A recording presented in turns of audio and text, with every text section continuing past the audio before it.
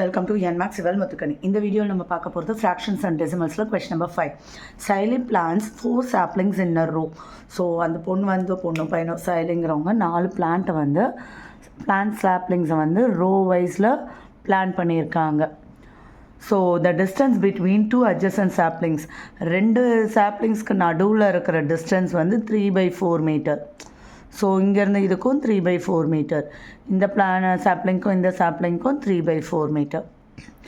So find the distance between first and the last sapling. So அப்போது நம்ம இந்த சாப்லிங்க்கும் இருக்கிற டிஸ்டன்ஸை கால்குலேட் பண்ண சொல்லியிருக்காங்க. ஸோ 1 2 3 3 × 3/4 போடலாம்.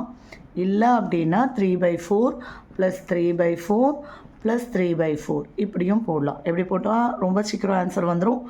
நியூமரேட்டரோட மல்டிபிள் பண்ணணும். டினாமினேட்டர் ஒன்றும் இல்லைனா 1ன்னு நினச்சிக்கணும். ஸோ 1 × 4 4. இப்போ இது இம்ப்ராப்பர் ஃப்ராக்ஷன். ஸோ மிக்ஸ்டு ஃப்ராக்ஷனாக எழுதணும், டிவைட் பண்ணணும். 4 2 × 8 1. ஸோ இங்கே குவாஷன்ட் வரணும், மேலே ரிமைண்டர் வரணும், கீழே டிவைசர் வரணும். 2 1/4. இல்லை இதே மாதிரி போட்டோன்னா 3 + 3 + 3 9/4. திரும்ப அதே தான் 2 1/4. அவ்வளோதான் மொத்தத்தில். அப்போ ஃபஸ்ட்டு சாப்லிங்க்கும் லாஸ்ட்டு சாப்லிங்க்கும் இருந்த டிஸ்டன்ஸ் வந்து 2 1/4 மீட்டர்.